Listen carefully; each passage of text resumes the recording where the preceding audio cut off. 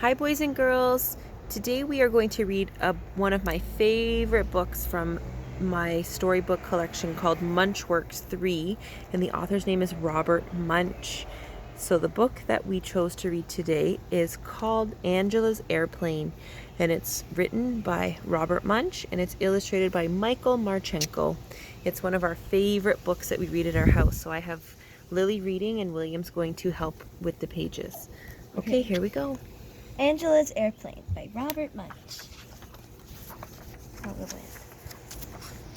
Angela's father took her to the airport, but when they got there, a terrible thing happened. Angela's father got lost. Angela looked under airplanes and on top of airplanes and beside airplanes, but she could not find him any place. So Angela decided to look inside the airplane. She saw one with an open door and climbed up the steps. 1, 2, 3, 4, 5, 6, right to the top. Her father was not there, and neither was anyone else. Angela had never been in an airplane, but in the front was a seat that had lots of buttons all around it. Angela loved to push buttons, so she walked up to the front,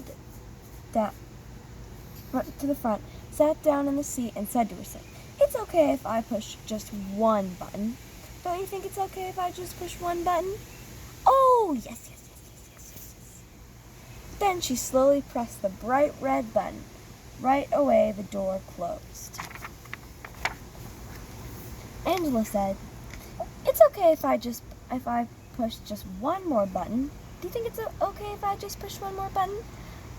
"Oh, yes, it's okay. Yes.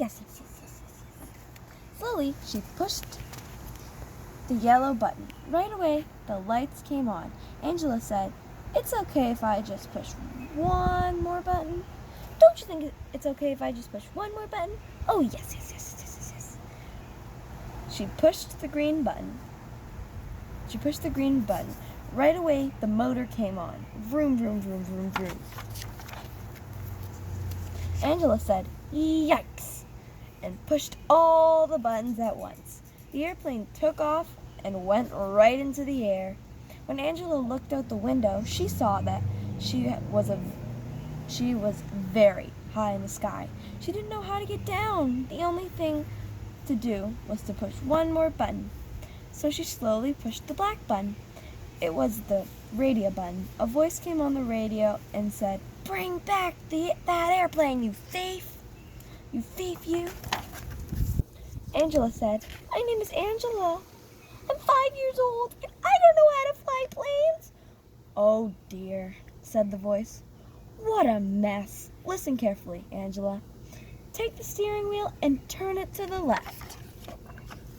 Angela turned the wheel very slowly. The airplane went in a big circle and came back right over the airport. "Okay," said the voice. "Now pull back on the wheel." Angela pulled back on the wheel, and the airplane slowly went down to the runway. It hit once and bounced. It hit again and bounced. Then one wing scraped the ground. Right away, the whole plane smashed and broke into little pieces. Angela was left sitting on the ground, and she didn't even have a scratch. All sorts of cars and trucks came speeding out to the terminal. Look at her.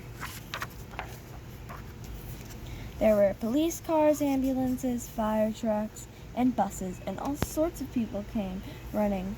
But in front of everybody else was Angela's father. He picked her up and said, "Angela, are you all right?" "Yes," said Angela. "Oh, Angela," he said, "the airplane is not all right. It is in very small pieces." "I know," said Angela. "It was a mistake." "Well, Angela," said her father, "promise me you will never fly another airplane." "I promise," said Angela.